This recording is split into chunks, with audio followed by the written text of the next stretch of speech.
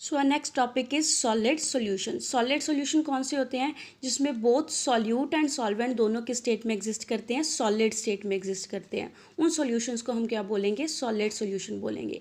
ये हमारे पास two types के होते हैं, जिसमें से हमारे पास फर्स्ट टाइप है सब्स्टिट्यूशनल सॉलिड सॉल्यूशन। सब्स्टिट्यूशनल सॉलिड सॉल्यूशन कौन से होते हैं? जिसमें मॉलिक्यूल्स और आयन एक सब्सटेंस के जगह ले लेते हैं किसी दूसरे सब्सटेंस की क्रिस्टल लैटिस में जाके।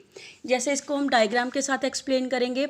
जो येलो डॉट है वो सॉल्वेंट के नंबर ऑफ एटम्स है, और जो ब्लैक डॉट है वो सॉल्यूट के नंबर ऑफ एटम को डिनोट करता है। जैसे ये हमारे पास क्रिस्टल लैटिस है सॉल्वेंट के एटम्स की, तो हमारे पास ये क्या है यहाँ पे कि सॉल्वेंट के कुछ नंबर ऑफ एटम्स को हमने सब्स्टिट्यूट कर दिया है सॉल्यूट के कुछ नंबर ऑफ एटम के साथ।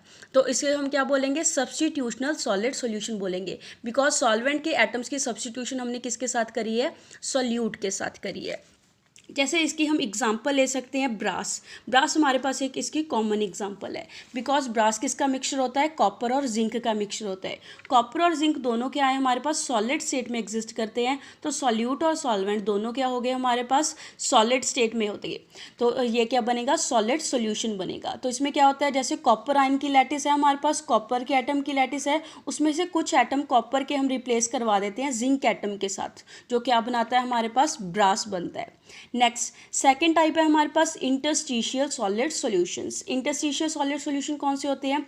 जैसे हमारे पास क्या होता है कि कुछ एटम्स है जो हमारे पास एक काइंड के एटम की हमारे पास क्रिस्टल लैटिस होती है, और उसमें जो खाली जगह होती है बीच बीच में जो उसके वॉइड्स होती है, इंटरस्टिशियल साइड होती है, उनका जाके क्या करता है? किसी दूसरे सब्सटेंस के एटम जाके क्या कर लेते हैं? ऑक्यूपाई कर लेते हैं। तो इसलिए हम उसको क्या बोलते हैं? इंटरस्टिशियल सॉलिड सॉल्यूशंस बोलते हैं। जैसे डायग्राम के साथ एक्सप्लेन करेंगे।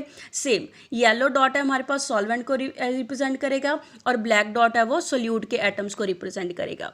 तो जैसे हमारे पास ये क्रिस्टल लैटिस है सॉल्वेंट के एटम्स की, तो इसमें जो हमारे पास ऑक्टाहेड्रल वॉइड्स है, जो खाली जगह बीच में बचती है, उसको जाके कौन ऑक्यूपाई कर लेता है? सोल्यूट के नंबर ऑफ एटम्स जाके क्या कर लेते हैं? ऑक्यूपाई कर लेते हैं।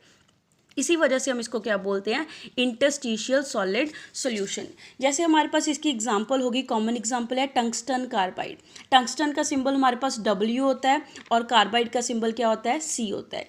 टंगस्टन एटम्स है जो FCC लैटिस में होते हैं, फेस सेंटर्ड क्यूबिक लैटिस में अरेंज होते हैं, जिसमें हमारे पास ऑक्टाहेड्रल वॉइड्स होती है। जो ऑक्टाहेड्रल शेप की वॉइड्स खाली जगह होती है, उसको जाके कार्बन एटम्स क्या कर लेते हैं? ऑक्यूपाई कर लेते हैं। ये एक हार्ड सब्सटेंस होता है, इसको हम यूज़ करते हैं कटिंग और ग्राइंडिंग टूल्स को बनाने के लिए। हम टंगस्टन कार्बाइड को यूज़ करते हैं। Next, vapour pressure in the liquid solution. Vapour pressure in the liquid solution में क्या होता है? कहते हैं जब हम लिक्विड को इवेपोरेट करते हैं, नीचे से हीट करेंगे तो उसकी वेपराइजेशन होनी शुरू हो जाती है। उसको इवेपोरेशन किस बर्तन में करते हैं? क्लोज वेसल में करते हैं। तो लिक्विड का कुछ पार्ट इवेपोरेट होकर वेपर्स बन के क्या करता है? जो कंटेनर में ऊपर खाली जगह होती है उसको जाके क्या कर लेता है? ऑक्यूपाई कर लेता है। तो वेपर्स है, वेपर्स जैसे कि कंटेनर हमारा ऊपर से बंद है, तो वेपर्स उससे कंटेनर से बाहर तो जा नहीं सकते, वो क्या करते हैं? इकट्ठे हो जाते हैं वेपर स्टेट में above the surface of liquid. Liquid की सरफेस के ऊपर वेपर स्टेट में उसके ऊपर इकट्ठा होना शुरू कर देते हैं। वेपराइजेशन के कारण क्या होता है? लिक्विड चेंज होता रहता है वेपर स्टेट में, जिसके कारण लिक्विड का लेवल क्या होता जाएगा? कम होता जाएगा, और वेपर्स है ऊपर वो क्या होते जाएंगे? इंक्रीज होते रहते हैं। जैसे हम इसकी डायग्राम के साथ एक्सप्लेन करेंगे।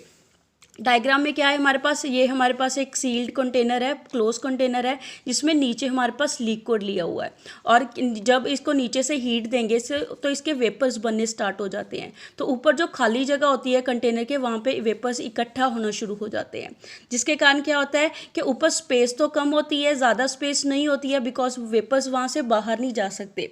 तो क्या होता है, बट जो स्पेस लिमिटेड होने के कारण वेपर स्टेट गैसीय स्टेट में एग्जिस्ट करते हैं, जिसके कारण वो रैंडम मूवमेंट शो करते हैं। तो कुछ उसमें से वेपर्स क्या करते हैं? स्ट्राइक करना शुरू कर देते हैं, टकराना शुरू कर देते हैं लिक्विड सरफेस के साथ जाके, और कंडेंस हो जाते हैं, लिक्विड में वापस कन्वर्ट हो जाते हैं। तो जो प्रोसेस है हमारे पास कंडेंसेशन का, वो ऑपोजिट डायरेक्शन में चलने लगता है वेपराइजेशन के। जैसे वेपराइजेशन में क्या होता है? लिक्विड वेपर में कन्वर्ट होगा, और कंडेंसेशन में क्या होता है? वेपर्स हमारे पास लिक्विड स्टेट में क्या होते हैं? कन्वर्ट होते हैं। सो दोनों प्रोसेस एक साथ चलने लगते हैं। जब दोनों प्रोसेस एक साथ चलने लगेंगे हमारे पास ऑपोजिट डायरेक्शन में, तो अल्टीमेटली एक स्टेज आ जाती है जहाँ पे दोनों के बीच में क्या हो जाता है? इक्विलिब्रियम अटेन हो जाता है। इक्विलिब्रियम अटेन होने के कारण रेट ऑफ वेपराइजेशन और रेट ऑफ इवेपोरेशन दोनों हमारे पास इक्वल रेट से क्या करने लगते हैं, चलने लगते हैं।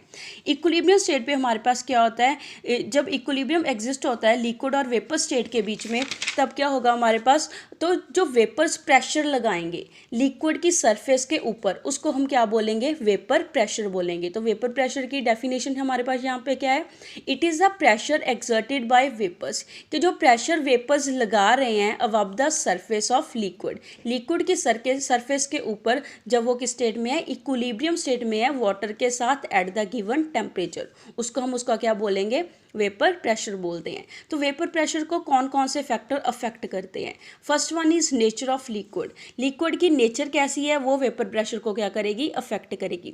जैसे हर एक लिक्विड का अपना अलग अलग वेपर प्रेशर होता है, वो डिपेंड करेगा कि लिक्विड में कौन से टाइप की फोर्सेस प्रेजेंट होती हैं। जैसे लिक्विड्स जिसमें हमारे पास वीक फोर्सेस प्रेजेंट हो, अगर वीक फोर्सेस है तो फोर्सेस बड़ी आसानी से टूट जाएगी, जिसके कारण उसके आसानी से क्या बन सकते हैं, वेपर्स बन सकते हैं। जितनी फास्टली उसके वेपर बनेंगे उतना ज़्यादा उसका क्या होगा, वेपर प्रेशर हाई होता है। फॉर एग्जांपल हम ले लें डाईमिथाइल ईथर एंड अल्कोहल की एग्जांपल ले लें, तो उनके केस में क्या होता है, फोर्स ऑफ अट्रैक्शन क्या होती है, वीक इंटरमॉलिक्यूलर फोर्सेज होती हैं as comparison to water, because water polar nature का है, H+1 OH नेगेटिव आइन, जिसके कारण उसमें डाइपोल फोर्सेज एग्जिस्ट करेगी। बट डाईमिथाइल ईथर और अल्कोहल में हमारे पास क्या होती हैं, वीक वन पर वार फोर्सेज होती हैं, जिसके कारण हमारे पास क्या होता है कि वेपर प्रेशर है जो हमारे पास वीक फोर्सेस आसानी से टूटने के कारण हमारे पास वेपर प्रेशर क्या आएगा, डाईमिथाइल ईथर एंड अल्कोहल का वेपर प्रेशर हाई होगा एज कंपैरिजन टू वाटर, जब हम दोनों को सेम टेम्परेचर पे क्या करते हैं, हीट करते हैं। नेक्स्ट दूसरा फैक्टर कौन सा है जो हमारे पास इफेक्ट करता है वेपर प्रेशर को, दैट इज टेम्परेचर। टेम्परेचर में क्या है, हमारे पास जो वेपर प्रेशर है इंक्रीज होता जाएगा जैसे जैसे हम टेम्परेचर को क्या करेंगे, इंक्रीज करेंगे, बिकॉज टेम्परेचर इंक्रीज करने के साथ क्या होता है, मॉलिक्यूल्स की किनेटिक एनर्जी ज़्यादा हो जाती है। किनेटिक एनर्जी ज़्यादा होने के कारण क्या होता है, उतने ज़्यादा नंबर ऑफ मॉलिक्यूल्स क्या होते हैं, लिक्विड से वेपर स्टेट में कन्वर्ट होने लगते हैं। जितने ज़्यादा वेपर्स बनेंगे उतना ज़्यादा हाई उसका क्या होगा, वेपर प्रेशर होगा। That's all for today, stay home, stay healthy, thank you.